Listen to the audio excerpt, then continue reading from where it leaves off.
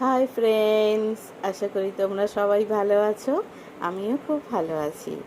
তো আজকের আমি দুপুরবেলা ভাতে ভাত খাচ্ছি, কারণ কালকে গ্রহরাজের উপোস করব, শ্রাবণ মাস। আর গ্রহরাজের বার কালকে শনিবার, তো উপোস করব বলে ওই জন্য আজকের আমি এই যে প্রেশার কুকারে ভাত, কুমড়ো ভাতে আর আলু ভাতে, এইটাই আজকের আমি দুপুরবেলা খাবো। গরম ভাতের মধ্যে একটু ঘি দিয়ে নিয়েছি, আর কুমড়ো ভাতে কাঁচা লঙ্কা দিয়ে আমি আলু ভাতেটা মেখেছি। এটাই আমার আজকে গরম গরম খাবার দুপুরবেলা। খুবই ভালো লাগে খেতে। তোমরা কে কে উপোস করার জন্য কি খাও আমাকে অবশ্যই কমেন্ট করে জানিও।